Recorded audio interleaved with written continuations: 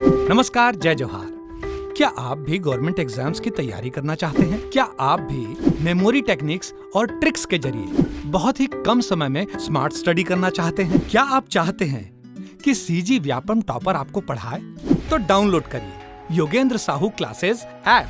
यहाँ 10 से अधिक गवर्नमेंट एग्जाम्स क्रैक करने वाले और सीजी व्यापम टॉप करने वाले योगेंद्र सर सीजीपीएससी और सीजी व्यापम के अंतर्गत होने वाले सभी एग्जाम्स की तैयारी कराएं। तो डाउनलोड करिए Yogendra Sahu classes app to be the best, learn from the best.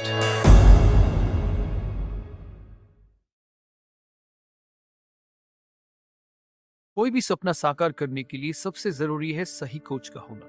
चुनिए Yogendra Sahu classes first rank को और करे अपने सीजी व्यापम सीजीपीएससी का सपना साकार। Download the app now. नमस्कार दोस्तों, स्वागत है आपका योगेंद्र साहू ऑनलाइन क्लासेस में। तो आज तारीख है 8 फरवरी 2023। चलिए देख लेते हैं आज का करंट अफेयर। और अगर अभी तक आपने हमारे चैनल को सब्सक्राइब नहीं किया है तो चैनल को सब्सक्राइब कर लीजिए। चलिए आगे बढ़ते हैं। और कोर्स परचेस करने के लिए आप सर का application Yogendra Sahu classes download कर सकते हैं, जो कि प्ले स्टोर पर अवेलेबल है। उसका लिंक डिस्क्रिप्शन में दे दिया गया है। तो चलिए आगे बढ़ते हैं। यायात्सो लद्दाख का पहला जैव विविधता विरासत स्थल बनेगा।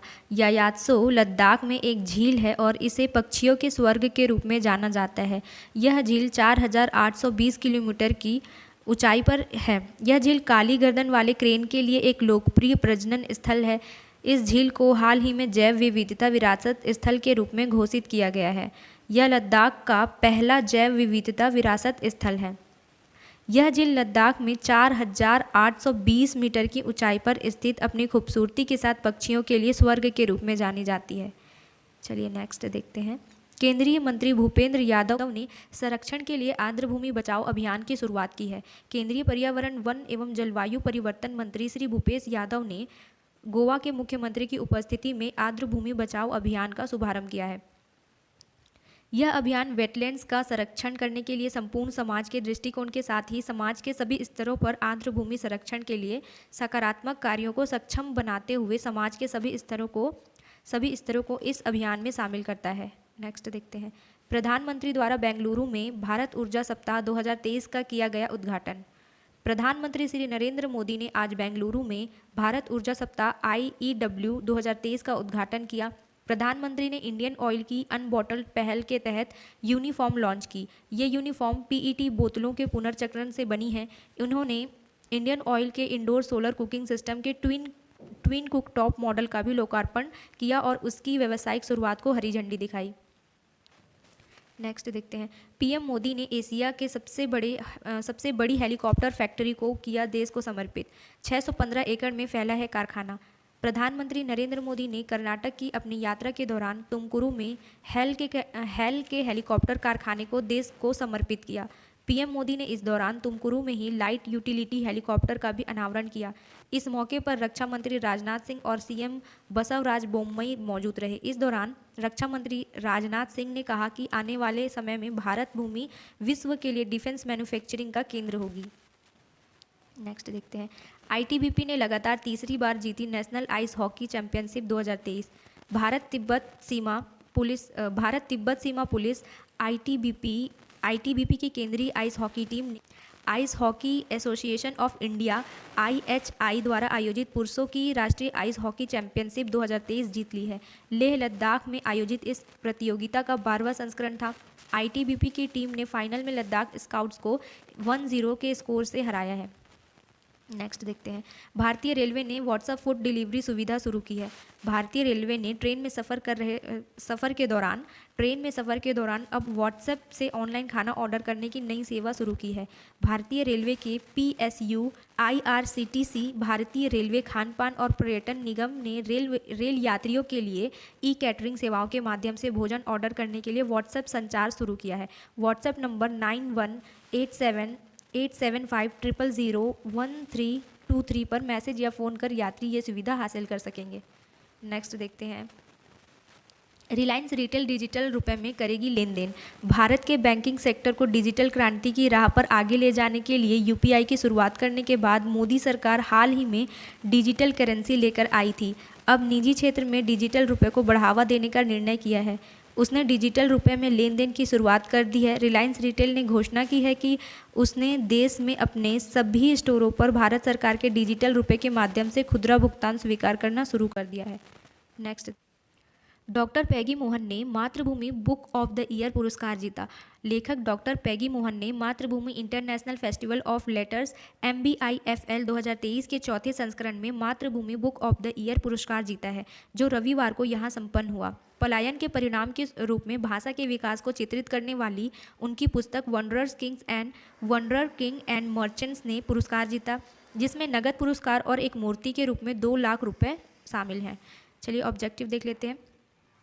प्रयोगशाला में विकसित हीरो पर शोध करने के लिए किस संस्थान को वाणिज्य विभाग द्वारा 242 करोड़ रुपए का अनुदान प्रदान किया जाएगा? तो आंसर है हमारा IIT मद्रास। ठीक है, IIT मद्रास। वाणिज्य विभाग द्वारा की गई एक सिफारिश के अनुसार IIT मद्रास को लैब ग्रोन डायमंड्स पर शोध करने के लिए 5 साल की अवधि में 242 करोड़ रुपए का अनुदान प्रदान किया जाएगा। नेक्स्ट देखते हैं, MPC द्वारा सौर मंडल में किस ग्रह के आसपास स्थित 12 नए उपग्रहों की खोज करने की घोषणा की गई है?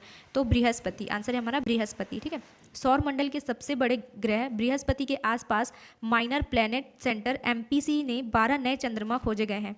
इस प्रकार यह ग्रह हमारे सौर मंडल में सर्वाधिक उपग्रह वाला ग्रह बन गया है। वहीं वर्तमान में 92 उपग्रह हैं। भारत की स्थानीय भाषाओं को डिजिटल दुनिया में बढ़ावा देने के लिए प्रोजेक्ट एलोरा की शुरुआत किसके द्वारा की गई है? तो आंसर है हमारा माइक्रोसॉफ्ट के द्वारा। ठीक है, माइक्रोसॉफ्ट के द्वारा माइक्रोसॉफ्ट द्वारा प्रोजेक्ट एलोरा प्रारंभ किया गया है, जिसका उद्देश्य भारत की स्थानीय भाषाओं जैसे गोंडी, मुंडारी जैसी छोटी भाषाओं को डिजिटल दुनिया में प्रवेश करवाना एवं उनके प्रयोग को बढ़ावा देना है। तीसरा, खेलो इंडिया शीतकालीन खेल 10 से 14 फरवरी तक किस स्थान पर आयोजित किया जाएगा? तो कहाँ किया जाएगा? गुलमर्ग में। ठीक है, गुलमर्ग। केंद्रीय मंत्री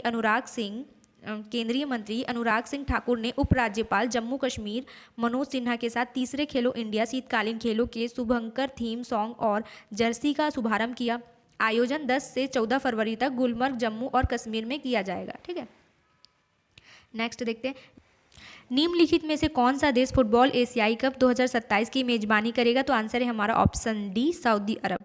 एशियाई फुटबॉल परिसंघ ने घोषणा की है कि किंगडम ऑफ सऊदी अरब ने 1956 में अपनी स्थापना के बाद से अपने इतिहास में पहली बार 2027 में एशियाई राष्ट्र कप की मेजबानी हासिल की है।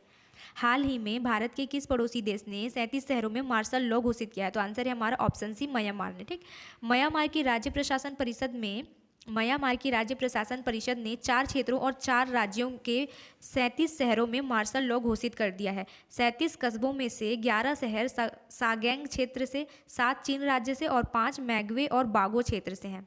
नेक्स्ट देखते हैं, हाल ही में भारत के किस पड़ोसी देश ने अपना 75वां स्वतंत्रता दिवस मनाया है? तो श्रीलंका ने। ठीक है, श्रीलंका ने। भारत के पड़ोसी देश श्रीलंका ने अपना 75वां स्वतंत्रता दिवस मनाया। श्रीलंका ने नमो नमो माथा एक सदी की ओर एक कदम थीम के तहत स्वतंत्रता के 75 साल पूरे होने का जश्न मनाया।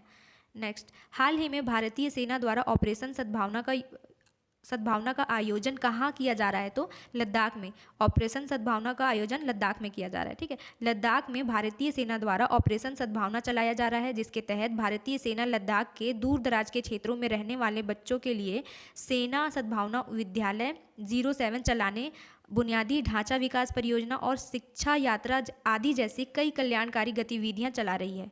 चलिए टुडे वन लाइनर देख लेते हैं। हाल ही में 36वां सूरजकुंड अंतर्राष्ट्रीय शिल्प मेला किस शहर में शुरू हुआ है? तो फरीदाबाद में। ठीक है, फरीदाबाद। भारत के किस पड़ोसी देश ने 37 शहरों में मार्शल लॉ घोषित किया है? तो म्यांमार ने। ठीक, म्यांमार ने। केंद्रीय आइस हॉकी टीम राष्ट्रीय आइस हॉकी चैंपियनशिप का खिताब किसने जीता है? तो ITBP ने। किसने? ITBP ने। मातृभूमि बुक ऑफ द ईयर पुरस्कार 2023 किसने जीता है? डॉक्टर पैगी मोहन ने। ठीक, डॉक्टर पैगी मोहन। महिंद्रा फाइनेंस ने हाल ही में किसे प्रबंध निदेशक और मुख्य कार्यकारी अधिकारी नामित किया है? तो राउल रेबेलो को। ठीक है, किसे? राउल रेबेलो को। ऑल इंडिया फुटबॉल फेडरेशन के तत्वाधान में आयोजित नेशनल बीच सॉकर चैंपियनशिप किसने जीता है? तो केरल ने जीता है। ठीक है, national beach soccer championship Kerala ने जीता है। PM मोदी ने इंडिया एनर्जी वीक 2023 का शुभारंभ किस शहर में किया है? तो बेंगलुरु में। ठीक, Bengaluru. Grammy award 2023, Grammy awards 2023 से किसे सम्मानित किया गया है? तो रिकी केज को, ठीक है, तीसरी बार रिकी केज को ये तीसरा ग्रैमी अवार्ड्स मिल रहा है इस बार, ठीक। पीएम मोदी ने एशिया के सबसे बड़े हेलीकॉप्टर मैन्युफैक्चरिंग यूनिट का उद्घाटन कहाँ किया है? तो तुमकुरू कर्नाटक में। कहाँ? तुमकुरू कर्नाटक में। भारत रंग महोत्सव BRM 2023 के 22वें संस्करण का आयोजन कौन करेगा? तो national school of drama NSD, ठीक। चलिए आज के लिए इतना ही, मिलते हैं नेक्स्ट वीडियो में। और अगर वीडियो पसंद आई हो तो वीडियो को लाइक कीजिएगा और ज़्यादा से ज़्यादा शेयर कीजिएगा। और PDF डाउनलोड करने के लिए आप हमारा टेलीग्राम चैनल ज्वाइन कर सकते हैं और टेलीग्राम का जो लिंक है डिस्क्रिप्शन में दे दिया गया है। चलिए धन्यवाद।